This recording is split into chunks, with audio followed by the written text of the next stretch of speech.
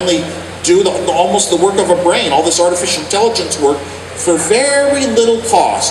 You know, very little cost might mean at one point in time $50,000, and then it comes down to $1,000, and then it comes down to $200. Look at all the technologies in our smartphones, like even the camera. A camera on its own used to cost $200, and now you've got it built into the phone because it only costs $5 to put in there. All the digital technologies of the world come so far down in price that the artificial intelligence needed to do all the thinking that a driver does in a car is going to be a lot superior, and it's going to cost almost nothing. Talking about people with certain types of abilities, for example, hackers. Okay, hackers. There's white hats, gray hats, black hats. I love it. Technology always get interrupted. Twitter guy. Take it. Put him on the mic. You took it though. You hit the green button. Oh. So basically, hackers are, I think, people with great technical knowledge. And I say this because in Tijuana we're going to have a hackathon. We're going to bring in the Google developers. We're going to bring all the kids. We're going to give them a project. We're going to have a hackathon in Tijuana for Nomad. But what advice would you give them to actually? Because sometimes I think it's a tech mind that doesn't have a direction, a business direction. You know. Sure. I think all the smartest hackers get hired by the governments nowadays, and they're sort of the blackest hats of all in a sense. But if you're going to be a hacker for fun, for learning, not to destroy things, not to hurt things, not to cost people money, not to make money, then you're a hero of mine. Because, I used to be like that thinking, oh my gosh, I have these little devices called blue boxes. You put tones, beep, beep, beep, beep, beep, into a phone, and it would dial free calls anywhere in the world. Who would have believed that the phone company was created with such a flaw? So it was kind of neat to talk about and exploit it and show it off for one of my years of college. And I think whenever I see hackers going in, studying, working, disassembling code, reverse engineering a product, figuring out a flaw and a way to get into it and do things, I kind of admire that, as long as they don't use it to put out like ransomware. Have any of you ever had ransomware? Yeah, you go to a website and you can't clear a window that keeps saying you have to call a phone number to find out how to clear it, and you have to pay them sometimes $300. That's horrible, horrible stuff. I hope nobody who wants to be a studious person of computers ever says, oh, I'm also going to use it to make money. That's like a digital extortionist, no? Digital extortion, or just popping up tons and tons of advertisements and spam. If you're going to work for a spammer, you might as well decide right now you're okay to accept the money to work for spammers, or you don't ever want to be involved with that. I have one friend that had to make a real big decision to leave. Yeah, that's sometimes the balance. Passion versus comfort and immediate gratification or money in that moment. The funny thing is, the word hacker got turned into something that only means you're bad. But I can see somebody going down and studying the code, playing with it and trying this and trying that, and working for an entire year or two in all their spare time and finding some little hole in something. And the government might come and then call you something like a terrorist, or you get put in jail for 10 years, And it wasn't like you were trying to harm anyone. That's the laws and the perception of the common people are out of whack with the programmers who really want to explore. That's the greatest thinking, the greatest advancement of your own head is when you have to work so hard to accomplish something that you're not supposed to be able to do. You force yourself to learn methods of developing software, methods of finding things that are far beyond almost anyone else in the world. Like puzzles. Yeah, and I think even my own background in that direction really helped my mind advance in ways that were when I built things for myself, just because I wanted them. I wanted to do it for no other reason, not for a company, not to sell. I forced myself to learn in order to make my products better than any other engineer would think of. That's the goal that a lot of hackers have. Now you touched an important thing, and how is the legality issue being handled by the governments? Are there experts talking to them about creating internet laws and privacy laws and basically all the technological laws? How are they developed, or what should the role be in actual technical minds in developing those laws? Well, it's too bad laws came to the internet, because the internet was like a whole new country that didn't have any borders. We could talk to each other, we could publish things, we could share information when it was brand new, and now we see borders and restrictions and editing and everywhere in the world, everybody's trying to set it up, like we have to look out for our people, we have to protect them from the good. And I just don't believe like that. I think I'm very much open belief. You should be able to read every book that's out there. And so I really disagree with some of those things that are going on as far as governments getting a role and saying, here are the restrictions we have to put on the internet. It's sort of too bad because the internet was first designed like the phone company. It was designed to be so open that computers, servers could be reached from anywhere on the internet. Eventually, once the internet came, they had a lot of holes and a lot of inputs, and that also led to the insecurities we have. There was a computer in my lifetime that did not have a normal operating system. And although every one of the hackers of the world probed it constantly, they, with absolutely no firewalls at all, no protection, no software turned on to not allow people into certain things, these computers never once got taken over. Which computer was it? The earlier Macintosh, before OS 10. The earlier Macintosh didn't really have an operating system. It just grew pieces to do functions over time, but it was more of just a program. And therefore, I ran servers for well-known hackers. I ran servers for big companies, for well-known musicians. I ran them in my homes in the days when I had a high-speed line and no one else did. And not once did one of the Macintoshes get taken over. Twice my friends brought in Unix operating system machine, Linux operating system machine. They put in routers, protection, they turned on every protection mode possible, and within a month they got taken over.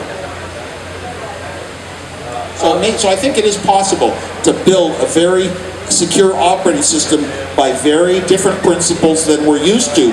But everyone goes to the university, learns what an operating system is, and builds their version of it. And you need that person that can clear their mind to just plain old black nothingness and think out what could there be in the world that has never been done in a totally different way. But security has got to be in it from the core on up. Awesome. Now, in life, in your business life, what has been your key moment? Let's just say your aha moment. Not in the creation moment, but in the moment you said, this is probably one of the most important days of my life. The most important day of my life was probably such a huge change for computers of all time were very similar until the Macintosh.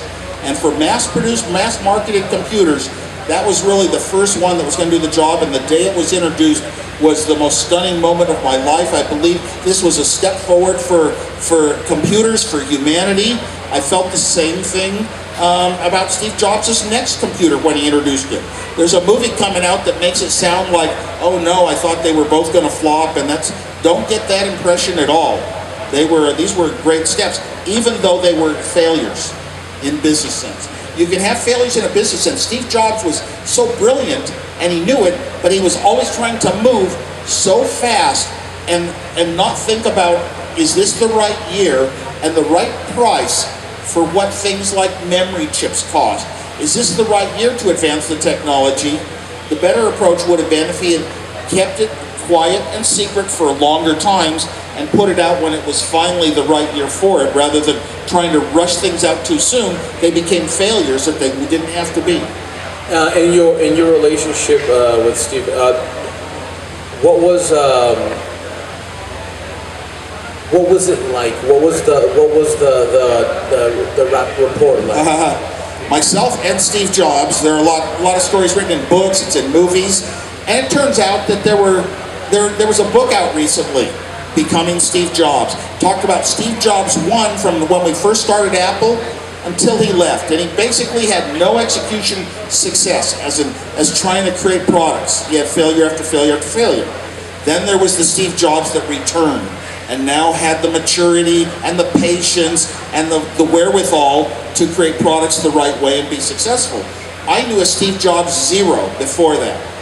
And Steve Jobs and I, we played pranks together. We talked about life and what religions might be have for people and in the world and what the differences were, what musicians made sense, what the words of songs were great driving factors in our life, what technology might do to people. We had just so much fun playing jokes and all. When we started Apple for real, we had money. And me, I'm never affected by money to this day. I do not want it. I don't live with it. It's never ever been a driving force. Even in Apple, when Apple went public, I thought, why are a few of us at the top getting all this money? So I gave a lot of my own stock to the employees because they deserved it just as much as we did in my thinking. So I didn't do it for money, but all of a sudden Apple had money, and Steve Jobs saw it as the opportunity to be that important person in the world, and like I said, he was just too young. But so inside the company, generally he would come and talk about an idea of what we might do, and I would maybe sit down sometimes and start working on it, and then report back pretty quickly, what progress I was making, whether it was a new computer language or a floppy disk drive or a printer board or something like that. And I just did the work and then passed it on, and other engineers in the company turned it into a product. Look at the company, the product that started Apple Computer, that was all of our revenues for the first 10 years, the Apple II computer. I designed the whole thing on paper, but Steve Jobs knew how to turn it into a product with parts and a shape and manufacturing and marketing materials and sales and everything else that goes along with the business. That's why I'm saying you always need a businessman as well as an engineer and somebody who understands the market. In our case, I wouldn't necessarily say we understood the market as much as we were lucky that this market turned out so huge because of Moore's Law and the falling cost for more advanced computers over time. It was going to be a huge market. We were in the right place with the right products at the right time. Is there any product or developer that you've met in Mexico that you're saying, oh, this kid's got something going, or they're... I've met quite a few, and I don't remember specific examples, but I definitely remember being in Querétaro and somebody handed me some sunglasses they were making out of wood. And they've become my favorite sunglasses. They're so light, they fit so well, they don't make me sweat as much, and they're indented a little so they don't get full of fingerprints, and I love them. I tell everybody about those. As far as like technology companies in Mexico, it's hard to pay attention because the technology news is full of so many things. It's hard to be focused on that. I remember though, when I was here learning Spanish, living in Cuernavaca, for 4 months one summer, I met a young man in Mexico City, and he was brilliant. He knew how to take the computer and do software and hardware and make devices that could edit tapes for radio shows way before a computer could handle things like audio. You could not possibly keep a song in memory, but he did all this great work, and he complained that there weren't enough of the sort of direction he wanted in mathematics and in computer technology wasn't available at that time, 1988-ish, in University of Mexico City. And I felt that this is a person that's going to take the world, going to be important in the world and do some good. And so I actually put him all the way through college over in London, and he came back and he's had outstanding jobs. He turned down jobs that were trying to buy him with money. He was like a pure, kind of that Mexican goodness and a feeling for the people. And he created some of the early internet avatar stuff before the internet was here. He worked on security for Yahoo, and now he heads one of the key groups in Facebook. So he's a very accomplished engineer. And I told him when I put him through college, I said, the way you pay me back is when you are successful and you have some wherewithal, you will help other young people that need your help. You will pass it on, pay it forward. I didn't use the word pay it forward. The movie hadn't come out.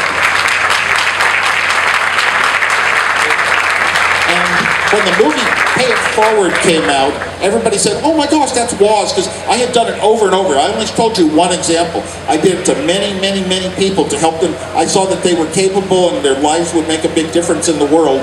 And I'm so glad because a lot of them write me back and they tell me how they keep paying it forward, including Arturo. That's beautiful. Yeah, that's actually why we wanted you to keynote this and close this event, because those are the values we want to transmit to people. And I think right now in the world, we live in a world where everything is about me, and I need to be bigger and better, and we forget that we're all in this together, right? We want to advance society, but I worry about extremes where the few get everything, the banking interests, the ones who have power and control wind up with the wealth, and not all the people that are really working and deserving of it. That bothers me. I wish I had solutions for it. One last question, then we can get into a little question and answer with the crew. What suggestions would you have for us at Nomad? Well, Nomad has been so inspirational for me to walk around and I see it and understand you and what it's all about.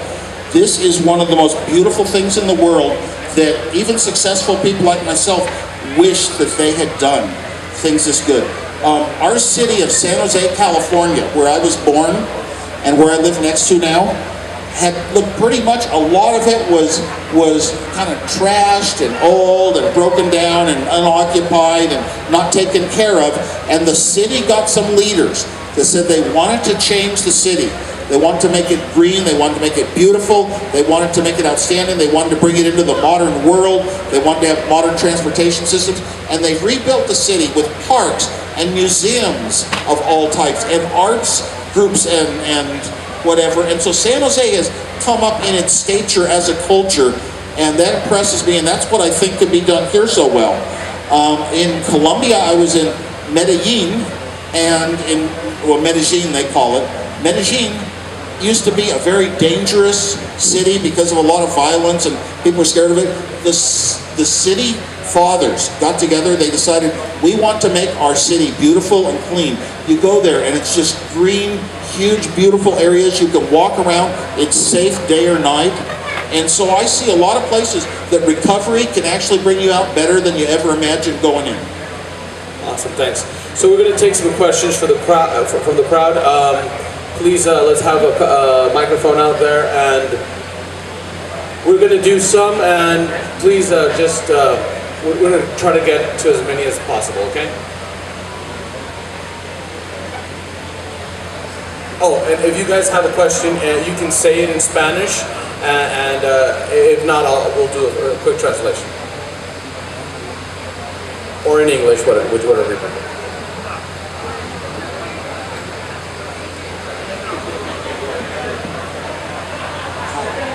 Can you hear me? Yeah. Hi, my name is Luis Novo.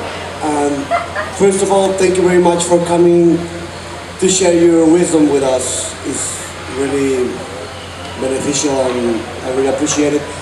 I'd like to know, what do you think about Google and how is it getting into our lives? Yes. Regarding like the book, The Brave New World, that relationship between what they're doing right now and what the book says. Yes, when Google first started, it was so wonderful. Free internet, email addresses available to everyone. And then over time, Google, by having great services that worked so well and made our life work well, Google had to figure out how to monetize it. And the problem with that is that now Google wants to keep track of every detail about you in your Gmail and your Google Calendar and your other Google apps and every website that you're visiting in Chrome or whatever, or you're searching on Google. I do my searches on DuckDuckGo now. But it's like gotten to the point that with Google, people say, you are the product. And it's like they're just trying to get me to advertise directly to me to make money from exposing me and wanting to sell stuff, and whether it's snake oil or whatever. And how does Apple make their money?